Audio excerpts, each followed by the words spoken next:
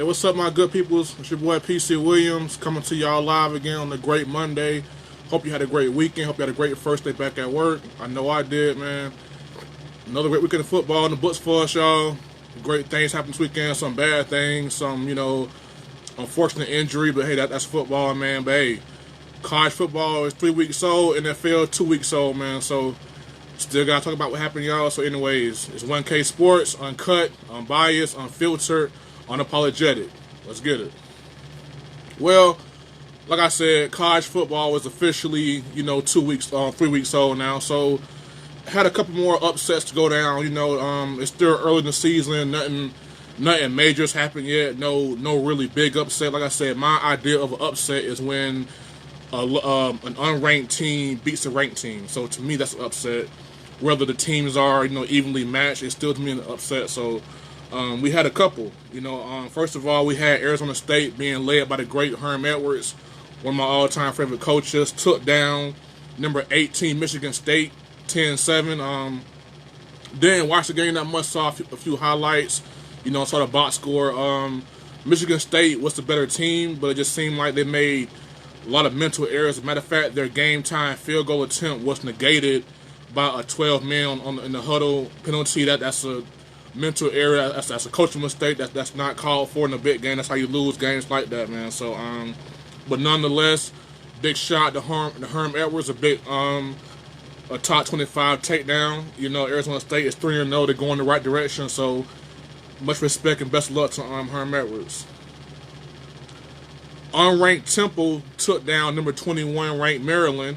Last week I gave Maryland some love. Maybe I jinxed them a little bit, but hey, it's football. I think Mike Locksley, he's got a good thing going over there with the offense. Like I said, he was the guy behind the Tua coming out party last year, so he definitely knows his offense.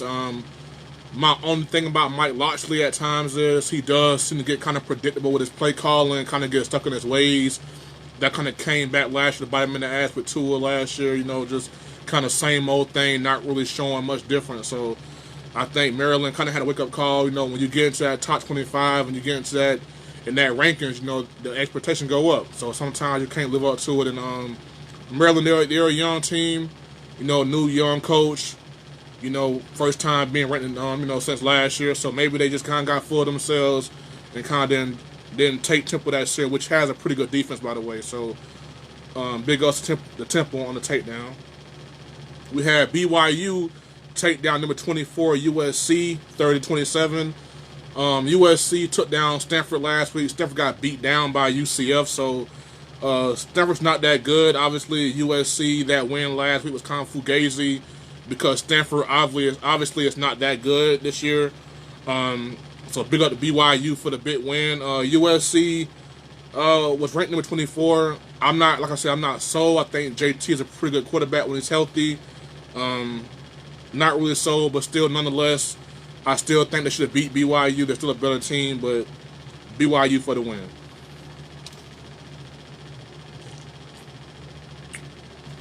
Now we have some good news and bad news go down for my people in Gainesville. The good news is they went to Kentucky and got payback. They got the win of Kentucky.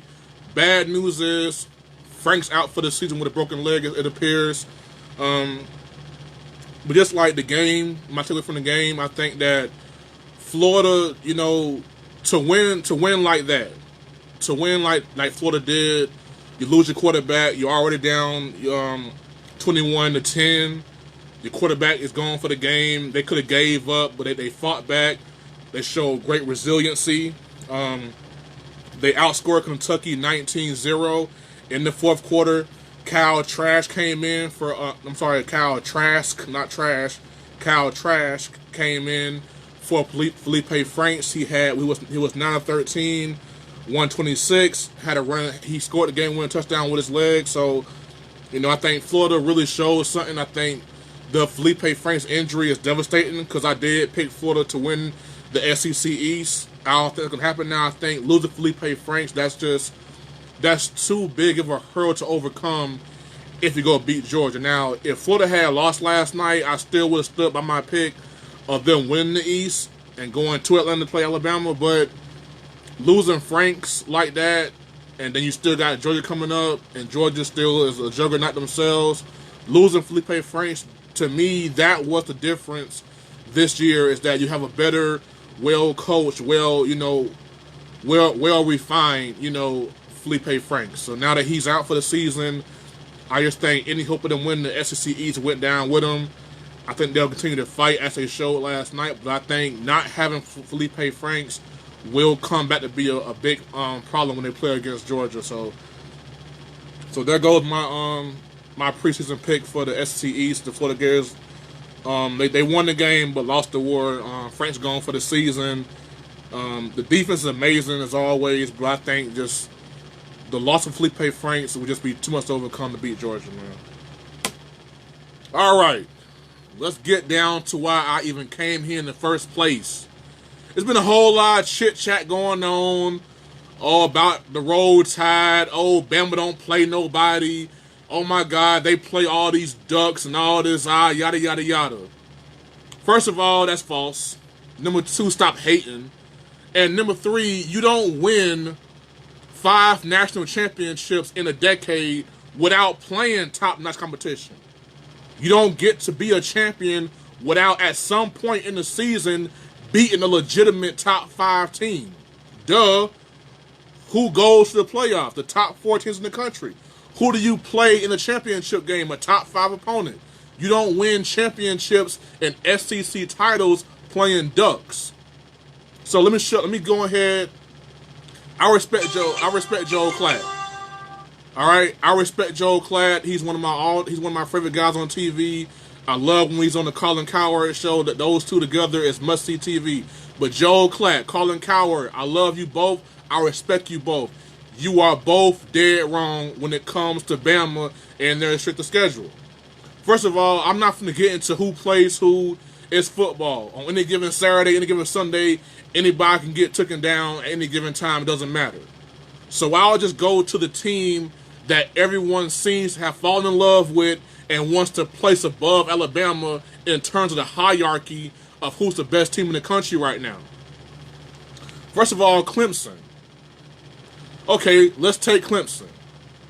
And let's take their schedule. Let's take this rivalry between Bama and Clemson. It all started in 2015. So let's just go back to 2015. 2015, the Clemson Tigers played 4 ranked opponents in that season. They got to the championship game. Now this is before us now, all right? All these numbers are prior to Clemson and Alabama meeting up for the championship or the playoff. 2015, Clemson played 4 ranked opponents in 2015. Alabama played 8. 2016, Clemson played 4 ranked opponents before Bama. Bama played 9. 2017, Clemson played 6 ranked opponents. Bama played 4. Okay, you got us there. Last year, Clemson played 3 nationally ranked teams. Bama played 5. Now, I'm no math whiz. I didn't get my degree in math. I got my degree in business, not math. Okay? Now, I'm pretty sure if I add these numbers up, I'm pretty sure 26 is more than 17. 26 nationally ranked opponents Bama has played against in just these 4 years. Clemson, 17. I'm not impressed because Bama played 17 nationally ranked opponents just between 2015 and 2016. So, where's the knock on Clemson and their weak-ass schedule? Hell, let's go to this year alone. Clemson played number 12, Texas A&M. Okay, good. You beat them. 24-10. Good, solid victory. Bama also plays A&M at College Station in that hostile domain. And A&M, if all things hold up, will be the number 17th ranked team when Bama plays them. That is the only ranked opponent Clemson will play this year before the playoffs. But Bama plays nobody, right? Okay. Outside of number 17 A&M, Bama also has number 4 LSU coming to town. They also have to go to number 8 Auburn. But Bama plays no one, right? Yeah, right.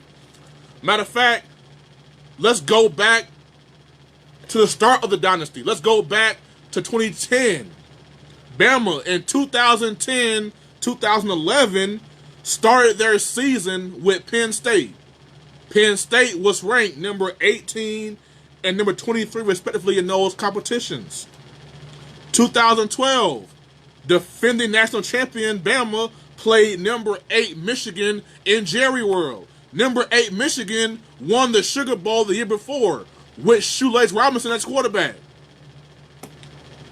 2013, defending back-to-back national champion Alabama started out in Atlanta with ACC perennial power Virginia Tech. 2014, they opened up against West Virginia, a Big 12 powerhouse.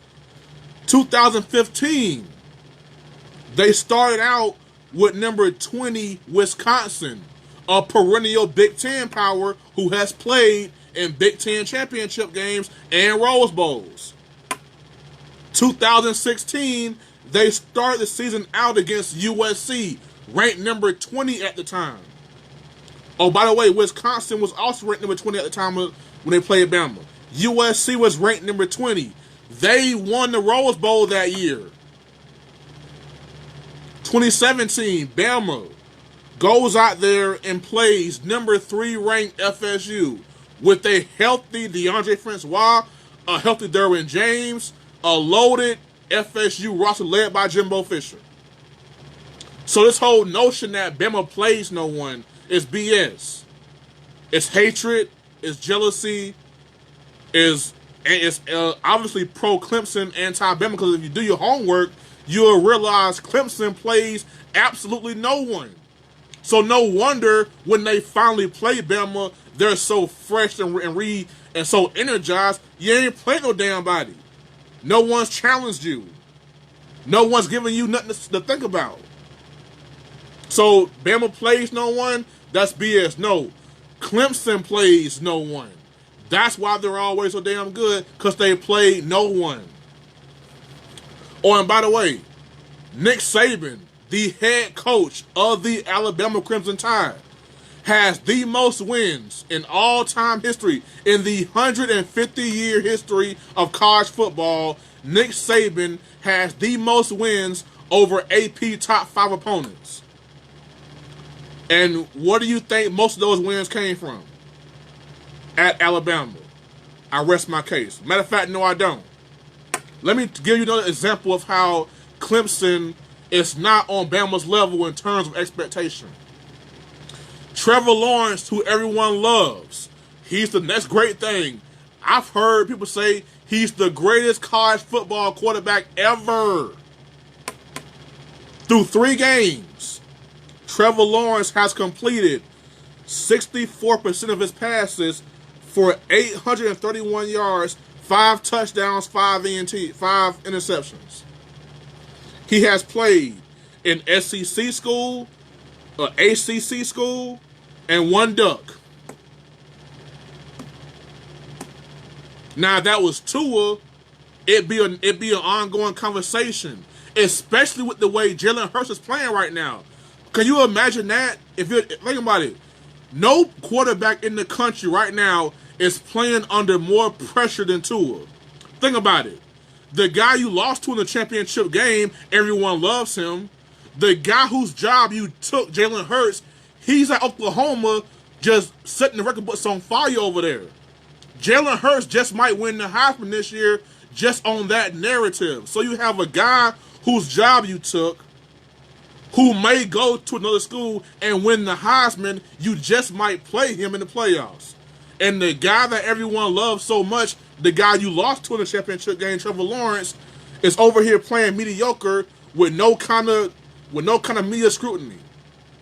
And all the while, all Tua is doing is completing 76% of his passes for 1,007 yards, 12 touchdowns, and no interceptions.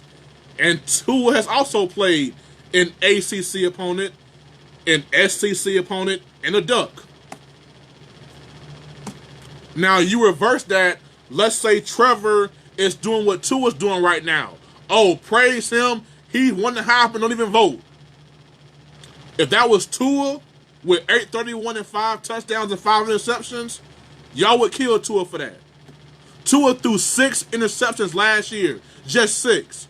Trevor Lawrence already has 5. But let y'all tell it. Trevor Lawrence is the next great thing. And Tua's overrated. Yeah. Let y'all tell it. Anyways. Oh, and by the way, Bama plays in the tougher conference. So even an unranked South Carolina team is still tougher than an unranked, I don't know, Pittsburgh team or Duke team. Whatever. Anyways.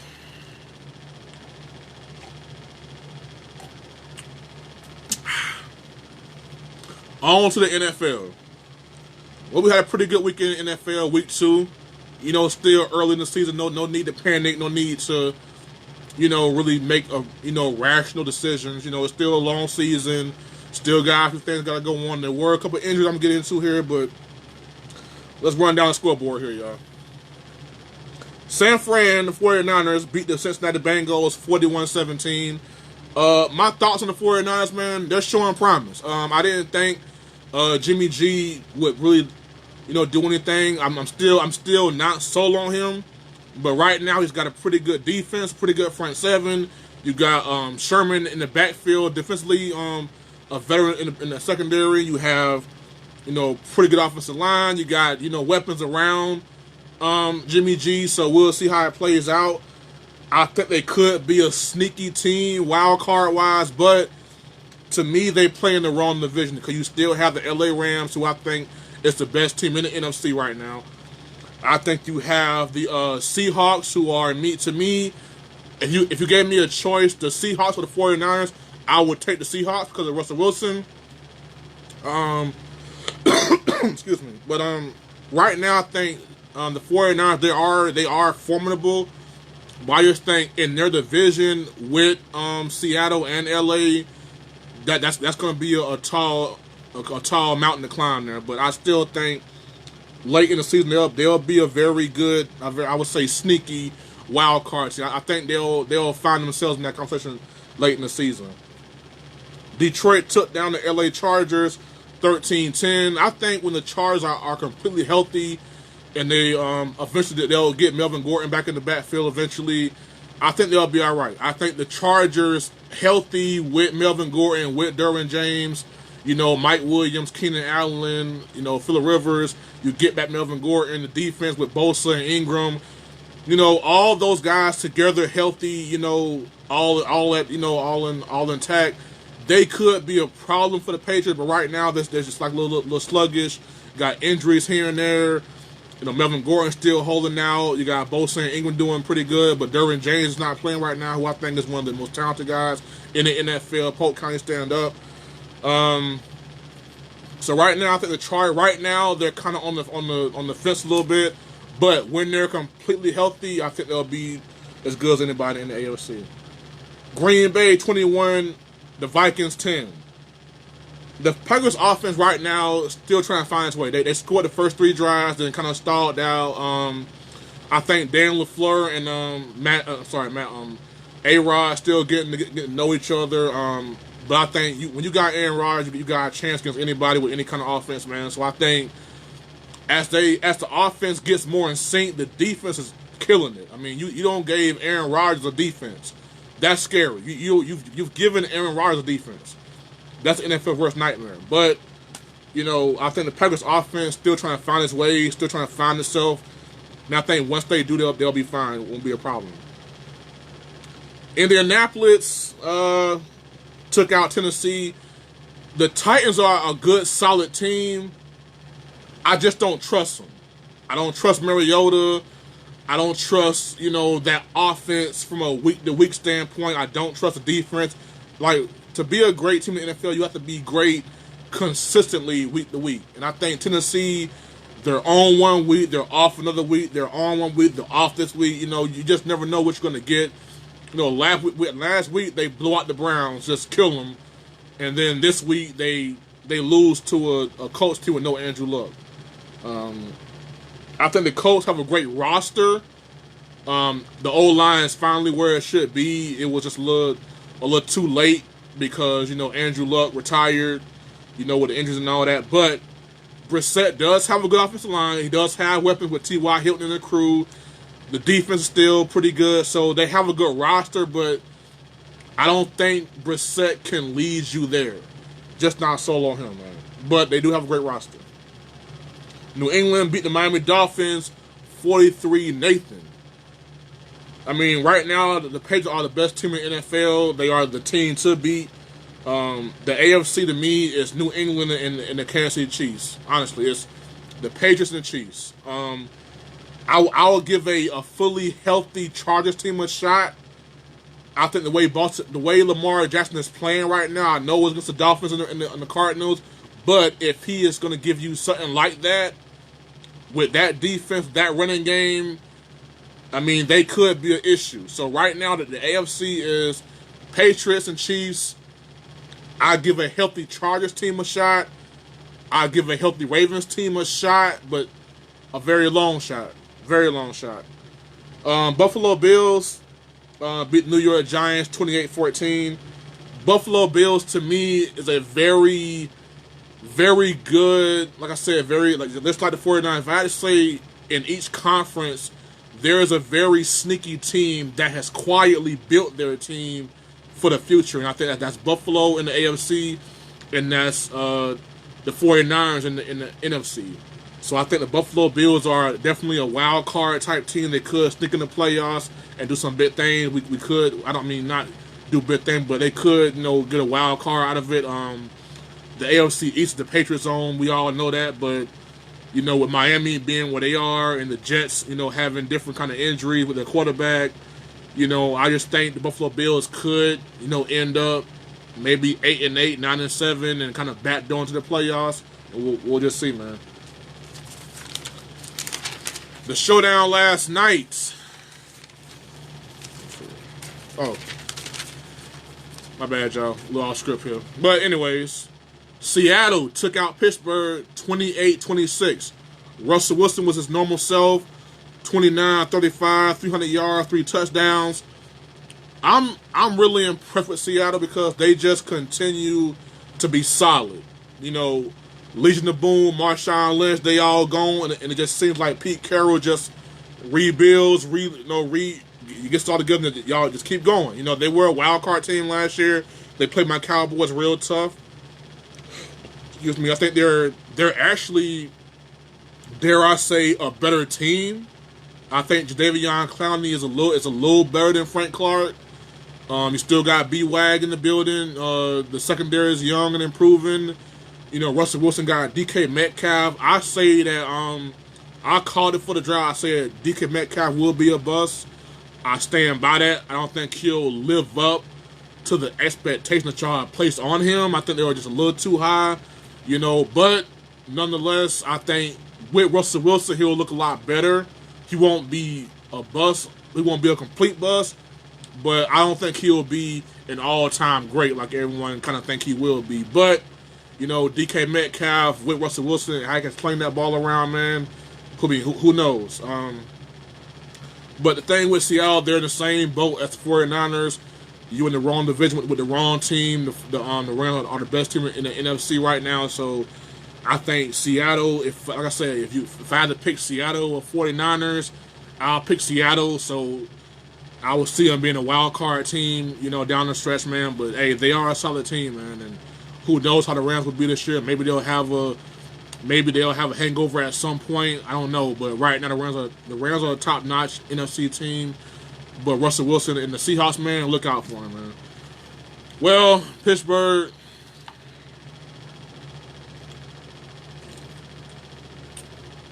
as you all know, the very unfortunate news came through today.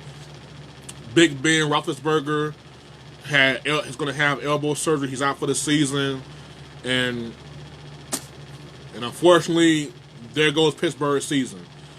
Before the season said I had faith in Pittsburgh. I think Mike Tomlin is a great underrated coach. He should be in the Hall of Fame one day. I think Big Ben's going to the Hall of Fame. So I think with those two guys, I say, you know what? Juju's young. You got James Washington, Vance McDonald, James Conner. I've seen Big Ben win with worse. So, well, not worse, but just guys not as talented as those guys on paper. So I think with Ben being out, that's just too much. Mason Rudolph, I'm pretty sure the kid will go in there and try his best, but you're not beating. I don't think they're going to beat New England, period, with or without Big Ben. I don't see them doing too much. I thought they would still, be a playoff team with the way Big Ben has played, in the past, and James Conner's still there, Juju, and like I said, Juju's been humble. Now he understands what it's like to be that number one guy. You're gonna get the other team's best corners. You're gonna get all the coverage to your side. So I just think Juju has been humbled. I think he'll learn from it. I think Conner, he's not healthy at all. The defense sucks. So and then Big Ben gets hurt. So big ups to us, man. But there goes y'all's season. I don't see Mason Rudolph leading y'all back to the playoffs. You're already 0-2. Ravens are 2-0. The Browns gonna be 1-1. I thought tonight. The Bengals are still a tough team. I don't know. But Big Ben being hurt, that pretty much kills the Steelers' chance of winning this season. So, big ups to y'all, man. Peace out. And Baltimore, Lamar Jackson still balling, man. Another great game. But the thing I don't get, people want to sit here and say, Dak Prescott hasn't played no one. Well, Lamar Jackson has balled out against the Dolphins and the Cardinals. All right, now the New York Giants and the Redskins are bad teams. Don't get me wrong, they are bad teams, but they are division rivals of the Cowboys. The Dolphins and the Cardinals are clearly, hands down, the two worst teams in the NFL. Now, I'm not gonna take away from what Lamar Jackson did. It's football. He's a grown-ass man that get paid to play football. So, hey, I don't want to hear it. If you're a bad team, then be a man. Go out there and get your ass beat and be a man about it. I'm not going to discount nobody what they do in the NFL. It's the NFL for crying out loud. Some of us couldn't even make the Giants team right now. So let's be real with ourselves.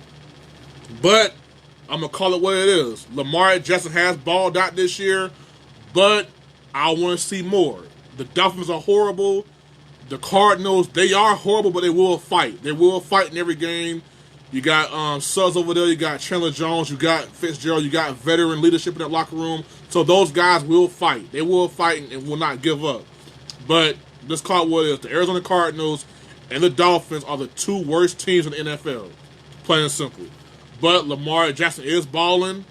And like I said, if you're a bad team, if you're a great player playing a bad team, I expect you to show out. So Lamar Jackson has showed out. So we'll see how he goes against, different teams. Better defense, we'll see how they game plan for him. So, but for the most part, Lamar is balling right now. I gotta give him that, no matter who is against. The Houston Texans took out the Jaguars 13-12.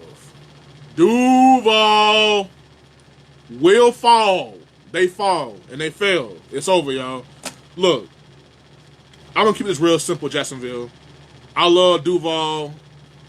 I don't like the Jaguars. I'm being honest. I'm a Cowboy fan. I saw them first. Who cares? Fire Doug Marrone. Fire Doug Marrone and start this thing all over. Just 2 years ago, this Jaguars team was up 10 points against the Patriots in the AFC Championship game. The Jaguars were a quarter away from going to a Super Bowl. And here they are now, 2 years later, and the bottom has fallen out. You got Ramsey trying to fight Marrone. Ramsey just came through my news feed that Ramsey wants to trade. So you got to trade Ramsey at some point because, what he's going to ask for when it's time for him to get paid. will be a whole lot. As a matter of fact, Ramsey is in his third year, well, his fourth year right now. So a contract extension or a contract talk is around the corner. All right, so Ramsey gonna want his money. You gotta trade Ramsey. Tell where Smith is going. The old line's all jacked up. You got no receivers. Nick Foles gone for the season. Fire Doug Marrone and just start this whole thing over, man. Just fire Doug Marrone. You have a very young, talented defense. The offense could use a makeover. You got a quarterback out for the season. Jaguars, take this season, take this time to start over, all right? Doug Marrone is not your coach. Ramsey wants to be traded. Nick Foles is out. If he was healthy, who he throwing the ball to? Defense is good, but Ramsey asked for a trade. That's not going to make your defense better. So fire Doug Marrone and call it a day. Plain and simple. Now, the Bears took out the Broncos last-second field goal to win the game. The Bears are a solid team, but I think their offense will cost them. I think the Bears have a great defense, the best defense in football. I'm not going to lie. Even better than my Cowboys defense, man. I love the Bears defense. Khalil Mack, Eddie Jackson, the crew, man, they just balling, man. But I think as great as the Bears are on defense, they're just as bad and horrible on offense. And that will cost them because Green Bay is healthier and better than last year. Minnesota is healthier and better than last year. The Bears last year won the division, but they had the luxury of Aaron Rodgers being hurt and the Vikings taking a step back and them having injuries themselves. Now the Vikings have Dalvin Cook back. You got Stephon Diggs and Adam Thielen. The front seven is pretty good. Secondary pretty good. The Packers, they're healthy this year. You got a defense over there now. So now the two teams you beat last year, they're deeper, healthier, and better than last year. So for the Bears, they have to fix Trubisky or they will not they will not make the playoffs. But they will be a tough team because of that defense. And another sad news. The Rams beat the Saints 27-9. Like I said before the season, man, I hate to be the bad guy, but hey, I got caught with it at 1K Sports, y'all. I said before the season, I said before the season, before Drew Brees' injury, I am not sold on the Saints. I'm not. I think Drew Brees is not. He's tired. Drew Brees, he just looks tired. He looks worn out. I think Michael Thomas, he's good, but not explosive. He's a very solid guy, 100-catch, 1,000-yard kind of guy, but not real explosive. I think Alvin Kamara, and I'll say it again, I'm going to keep on saying it, as a feature running back, Alvin Kamara is overrated. Now, as a playmaker, yeah, he's a great playmaker. He's a great complimentary back, but you're going to miss Ingram. And Latavius Murray is not Ingram, all right? You go miss Ingram real bad. Alvin Kamara is not a feature running back. He is a playmaker, change of pace back. To be honest with you, I would take McCaffrey over Kamara because McCaffrey can be that workhorse running back and catch the ball. With Alvin Kamara, it's just I can catch the ball, I can make plays, but I can't carry you offensively like Zeke Elliott can and Saquon and those guys can. And I feel like great running backs can lead their team on their back. And I don't think Alvin Kamara is that guy. I think the Saints defense is solid, but just not good enough. The Rams, to me, are a better team. They were a better team last year in the championship game with the call, even with the call, whatever, they're still a better team. Drew Brees out for about 6 weeks, which to me hurts me, because I was looking forward to the Cowboys going to New Orleans to play the Saints. I feel like that was going to be our first real test of the year in that building with Drew Brees and that crowd. That would be our first big test. But now he's out for that game, so I'm kind of bummed about that, man. But even still, I stand by what I said. I am not sold on the Saints. They will take steps back this year. That offense is not what it once was. When the Saints were a championship team, their offense was explosive but very balanced. You had Reggie Bush and Pierre Thomas in the backfield.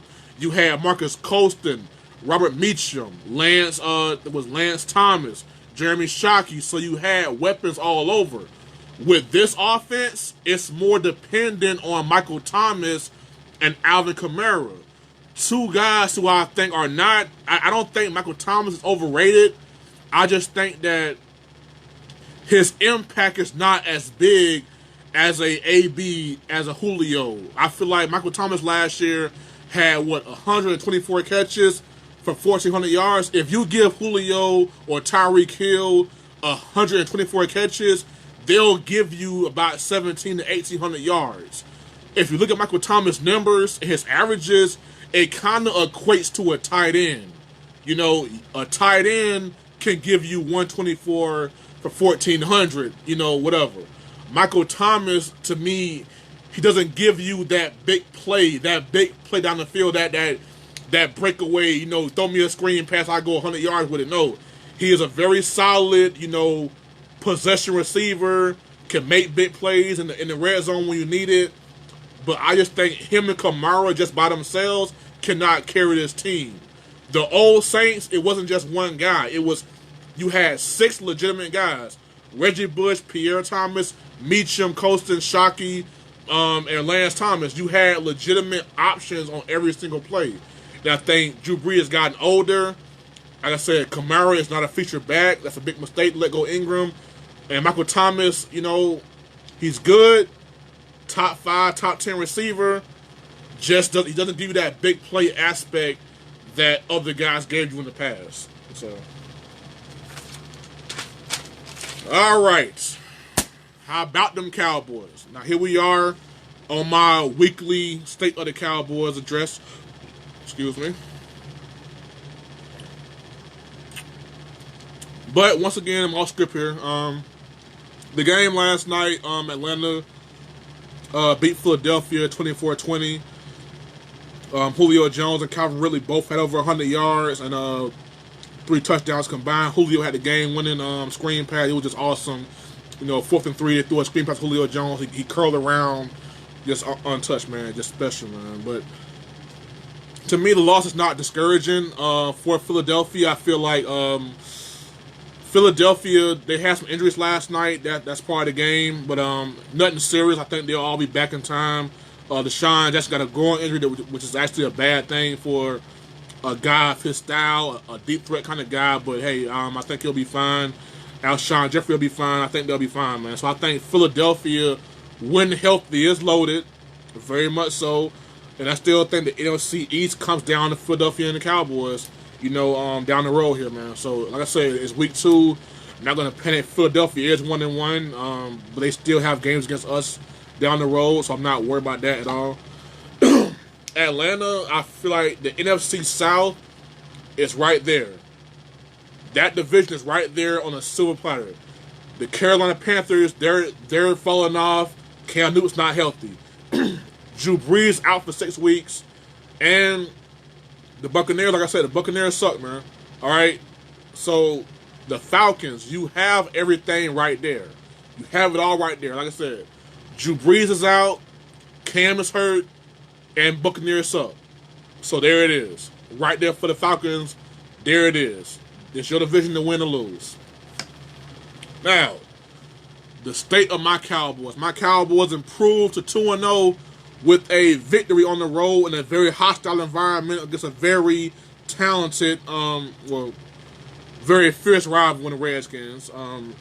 Dak Prescott once again was brilliant. He was completed 26 30 passes, 269, 3 touchdowns, 1 INT. Wasn't exactly his fault. He threw the ball a little behind Randall Cobb. It hit his hand, went in the air, intercepted. So either way, he did throw a pick, but it was still a solid day. Like I said, 26 of 30, 269, 3 touchdowns. And he had 8 different receivers caught passes from Dak Prescott. So that's crazy. 8 different receivers. Dak also had 5 carries for 69 yards, including a big 42-yard where he stiff-armed Josh Norman, which I personally love. But I feel like the Cowboys, we have found ourselves another weapon. This kid, Devin Smith, out of Ohio State. Now, most of y'all don't know Devin Smith from Ohio State, as a Bama fan, I know him all too well, all right? Because as you all remember, Zeke Elliott ran wild in that championship game against Bama. He had 230, but the guy that really broke my heart that night was Devin Smith, because he completely torched our secondary. He torched Eddie Jackson, who, by the way, is an all-pro for the Bears right now, and Devin Smith torched him in that game. So, as a Bama fan, I know Devin Smith all too well. He's a burner.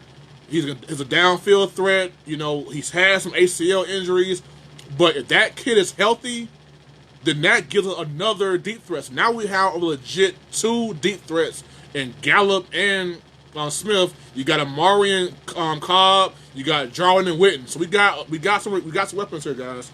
Like I said, Devin Smith he just adds to our fire, man. He just adds to what my man Rashad Payton, my childhood dog, checking in. Jalen Ramsey, speak on it. Well, I will, dog.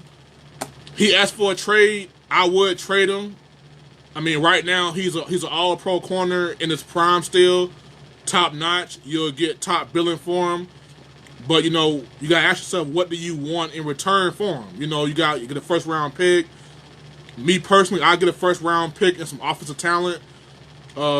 Personally, so me personally, if you go trade Ramsey, first-round pick and a receiver, you know, something. So I don't know who you gonna call personally. I'll get on the phone right now and I call the Buccaneers. I say, look here, I got Ramsey. Give us Mike Evans or a first round pick for Ramsey. I'll call teams that got good receivers that are not happy. You know, Mike Evans is not happy in Tampa Bay right now, so I would call them and say, look, give us Mike Evans for Ramsey. Top 5 pick for a top 5 pick. Ramsey makes y'all defense better. We get Mike Evans. We make our quarterback better with Mike Evans. So I would call them.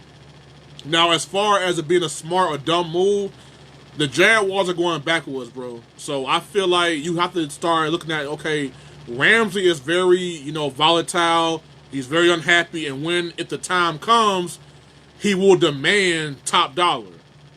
So you already got Miles Jack signed. You got AJ Abouye on the books, man. So me personally, with the way things are going right now, I would trade Ramsey. I would trade him. Excuse me. I would trade Ramsey for a first-round pick or receiver or both. I call the Buccaneers right now and say, look here, man. I got Ramsey. Give us Mike Evans in the first-round pick. Plain and simple. But as far as the move itself, Rashard, man, I think it's a smart move, man. You're basically in a spot right now where the Jaguars have to rebuild that locker room. So you can't have a guy like Ramsey in that locker room right now because it's volatile. You're losing. He wants his money at some point in time, and because the Jaguars are losing right now, he probably wants his money, right away. So I think it was a bad look for him last night fighting with the coach. I think that right there should be, it's just time to go, man. He's not good for locker room anymore. A great young player who you'll get a lot for, man. So I say trade him and start over, man. But anyway, back to my Cowboys. I think offensively, Kellen Moore has come in and he has really he understands Dak Prescott, because Kellen Moore, just like Dak Prescott, was a very under recruited, undervalued quarterback playing for a system at Boise State. And when I watch this offense, I kind of see Boise State. I see Kellen Moore calling this offense through the eyes of him being at Boise State. But instead of Doug Martin, you got Zeke Elliott. Instead of Titus Young and Austin Pettis, you got Amari Cooper, Michael Gallup. Now you throw in Jarwin and Cobb and Smith and Witten on third down in the red zone. You got a legit squad here you can work with. At Boise State, Kellen Moore didn't have top-of-the-line recruits and top-of-the-line talent, so it was all based on movement. You see the Cowboys offense now, a lot of movement, a lot of motion, a lot of this, that, and the other. Well, the thing is, Rashard, you say you wouldn't trade Jalen Ramsey. My man Rashard is still checking in here with me. You wouldn't trade Ramsey because he's the man to trade, but I feel like you spent a top 5 pick on them. Now, when you draft somebody in the top 5, you expect for that guy to be with your franchise for a long time. And if he must leave via trade. I feel like you got him in the top 5. He wants to be traded, which means that he has no intention. Taco try, hey, bye, homie. You know what I'm saying? But he can get traded today. Matter of fact, we should cut his ass. All right. So bye, Taco. We don't need you. We got our guys, bro. He's been a bust. We spent a first round pick on him, man. He has not been the guy we thought he was gonna be. So hey, he want to trade. He can have one for all I care, man. Peace out. But back on Ramsey, man, I feel like, hey, he a top 5 pick, a franchise player basically, who wants out. So you gotta get something for him, because if you don't trade him, in 2 years he walks away anyway, or in a year, because I highly doubt the Jaguars will get his 5th year option because of what's going on right now. So I feel like with Ramsey, you gotta trade him right now while the value is still high. My man Rashad say, I see Dallas and oh really? Oh my God! But just 2 weeks ago, you said we go be trash. We got problems. Nah, bro. Don't jinx us right now, bro. We doing good. I love what I'm seeing right now, but we gotta get better, man. I'm not gonna let y'all jinx me, dog, with your cowboy love, man. Keep that fake cowboy love over there, man. I love what I'm saying, dog, but don't y'all start trying to jinx us, man, all right? Don't jinx us. Let it happen, all right? Let it flow. Let it flow naturally, all right? But I love how you come around, Rashard. And, hey, Big Ben's hurt. Come on, bro. Hey, I got plenty of seat right here on the Cowboy bandwagon, Rashard. Come on home, baby. Come on home, bro, all right? Big Ben's hurt. It's over in Pittsburgh, man. Come on, bro. Come on, sit down with Big Bro, man. Come on, sit down with me, dog. Come on, join the bandwagon, dog. But hey, don't jinx us just yet, man. I love what I'm saying, dog. But let's let it flow naturally. We'll see how it goes out. But me personally, I would rather have the Chiefs than the Patriots in that game if we talking about it. But either way, we got a long season, man. A long way to go.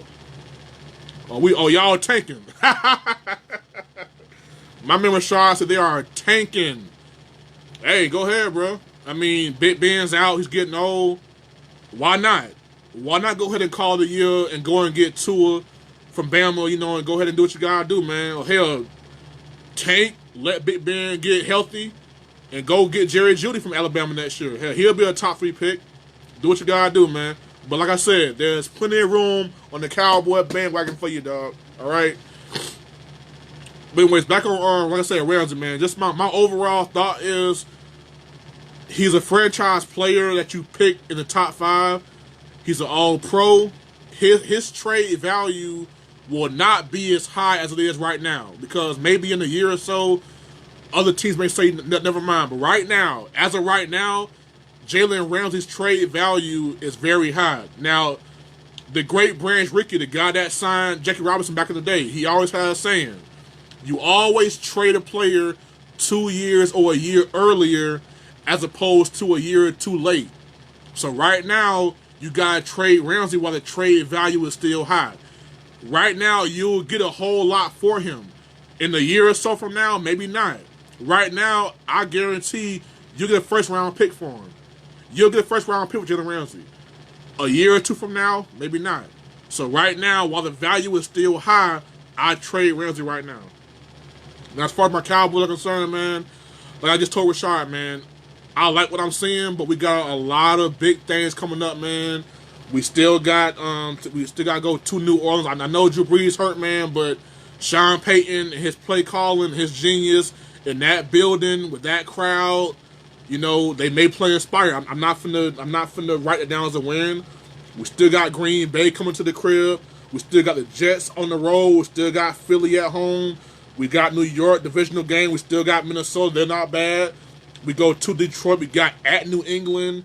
We got Buffalo, a good wild card team, I think so. We got at Chicago. We got Rams, at Philadelphia, at Washington, man. So we're not, it's a long season, man. We got, like I said, we got at New England. We got Green Bay, Philly twice, New York, Chicago in late December. You know how that goes, man. So we got a long road ahead of us, man.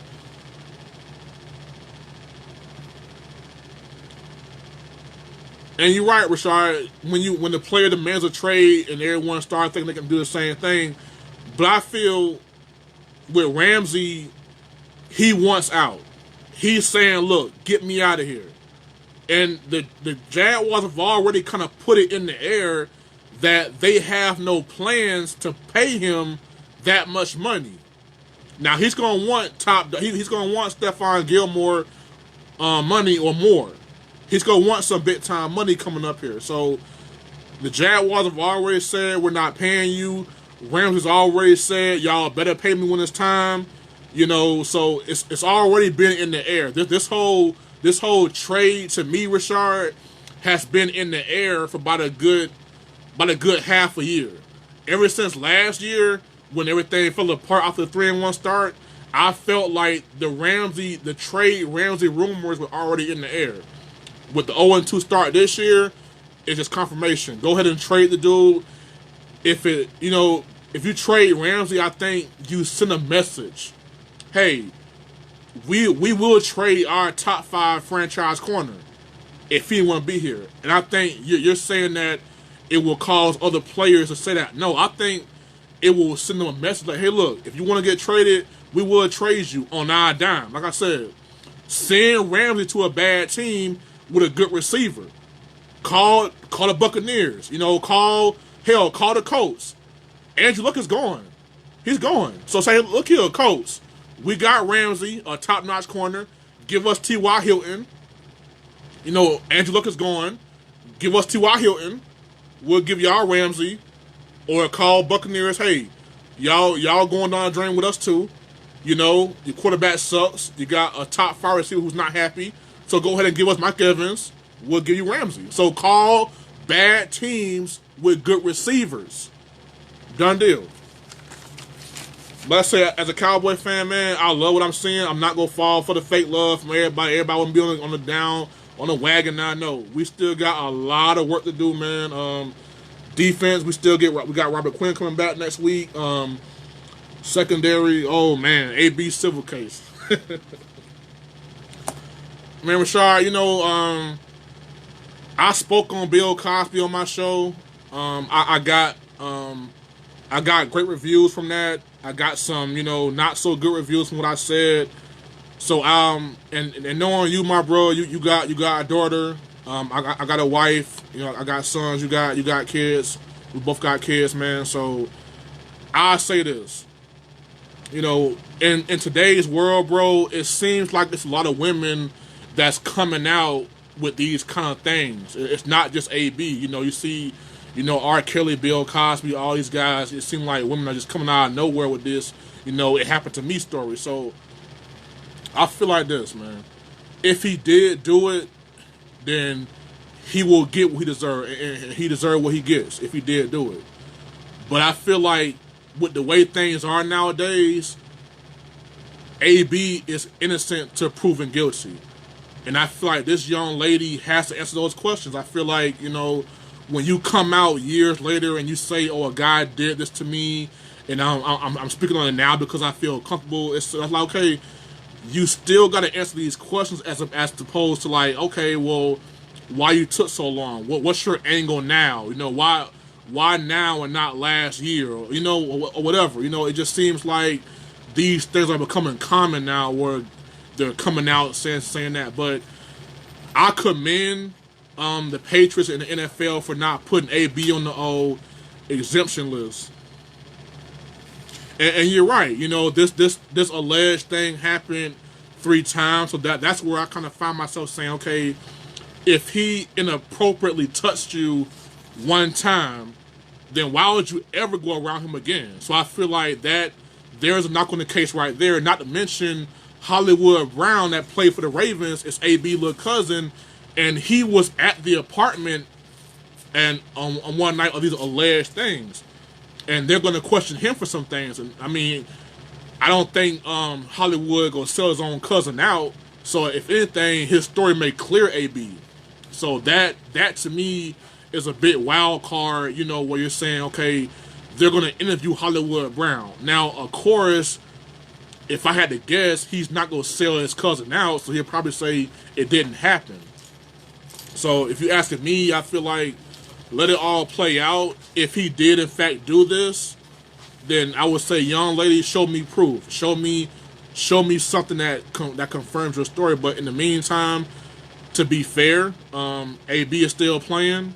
So while he's still playing, let it go on. If something comes out where they say, okay, we have proof that AB did do this, then you suspend him immediately. But right now, if there's no proof, and my thing is, Rashard, if you really, why do you want money instead of justice? You want to file a civil suit to get money from him, but you don't want to file a criminal charge to get him arrested?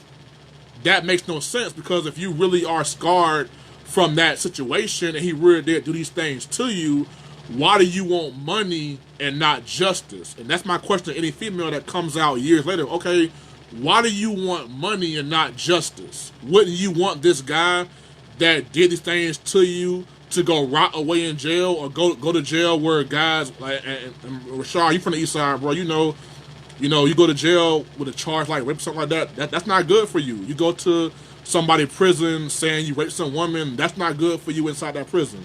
So my thing for the young lady is, why would you want money and not justice?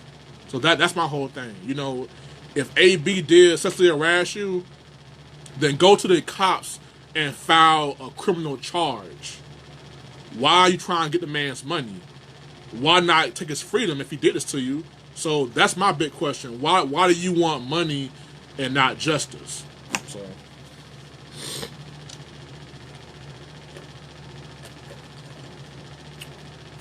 but like I said, man, I try not to go on. I try just kind of just stick to the facts and these kind of things, man. Like I said, I spoke on Bill Cosby, and you know, I kind of felt like that was kind of very controversial. And you know, I don't know the ins and outs of what really happened with Bill Cosby and R. Kelly. No, I mean, I wasn't there, you know, and I wasn't here with AB when that happened. So it's like my whole mindset is innocent to proven guilty. If he did do it, take immediate action. And I just got one question for the young lady: why do you want money and not justice? Plain and simple. But anyways, back to my Cowboys, y'all. Like I say, it's a long season. We're 2-0, which is good, but we got a lot of big games coming up, a lot of big-time opponents. You know, hostile environment we got to go and play into. So it's a long season, man. It's a long marathon. It's a marathon, not a sprint, man. So do we look good? Yes.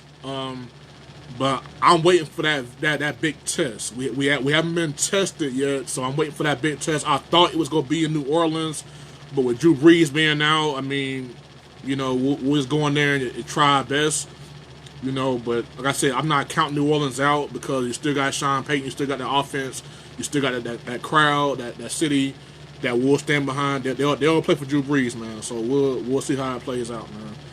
But in the meantime, it's a long season, man. But hey, Cowboy Nation, I picked my Cowboys to win it all in the off season before it all happened. I stand by that, but I will call it fair down the middle all season long. Right now we're 2-0, but got plenty of work to do, man. So we'll see how it plays out. Anyways, y'all, thank y'all for tuning in, man. Good show tonight, man. Good feedback. Thank y'all for y'all feedbacks, man. Jalen Ramsey demands a trade. We'll see how it plays out, y'all. But y'all tune in with y'all thoughts, man, afterwards. My man, Manny Cillian checking in. The Dolphins, question marks. Well, Manny, seeing as how my Cowboys play y'all this week, I'm going to call y'all a very scary team, because y'all, like, because right now, y'all dangerous, because no team want to be that team that lose to y'all. So now y'all got that going for y'all. So now everybody's saying, I will not be that team to lose to the Dolphins. So if as a Cowboy fan, we play y'all this week, man, look, I'm focused on y'all. I hope that Dak Prescott and the Cowboys game plan for y'all as if y'all were a championship team. I hope that, honestly, man. But y'all suck. I mean, it's no way around it, man. Y'all suck. Ryan Fitzpatrick beat out Josh Rosen for the starting job. That's all we need to know about that team. You know, to me, I just started trading all my best assets like Kenyon Drake, Mika Fitzpatrick. I trade them right now. I trade Fitzpatrick and Kenyon Drake. Like, start trading your best players, man. Start getting signed for these guys. Start over, man. Start getting draft picks. Load them, like, trade Fitzpatrick for Mika Fitzpatrick for a first round draft pick.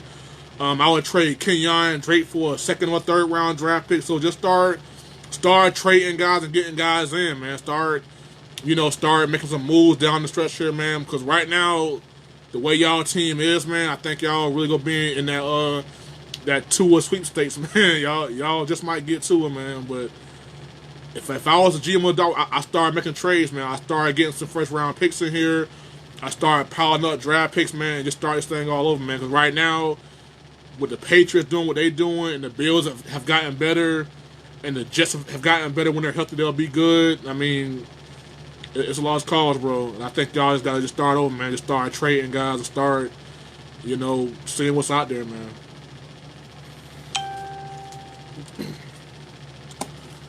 But anyways, yeah, like I said, it's the NFL, man. On any given Sunday, anything can happen. I don't think the Miami Dolphins are going to go 0-16. I think they'll win a game or two.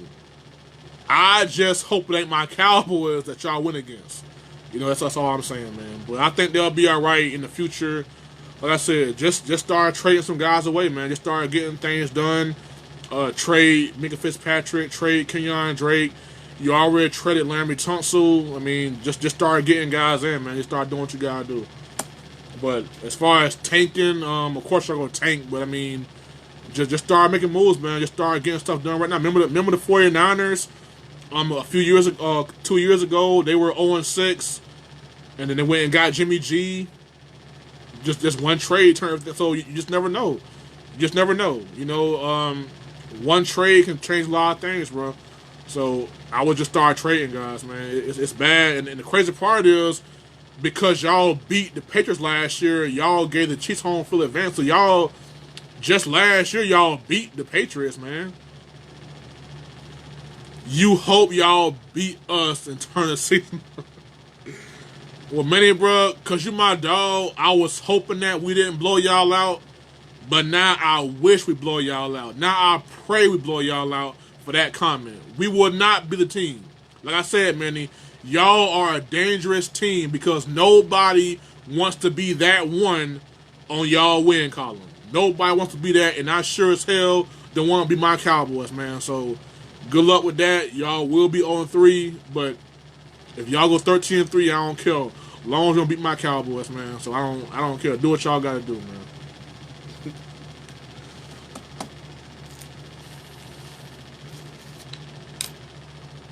All right, my peoples, y'all. That will conclude our show for the night. Like I said, thank y'all for tuning in. My man Emmanuel Cillian, man Rashard Payton from the East Side. What's happening with you, man? Everybody, thank y'all for tuning in. Like I said, man, go Cowboys, roll tide, man. But hey, it's an early season, long way to go, y'all. Uncut, unbiased, unfiltered, and most importantly, unapologetic about it. Peace out.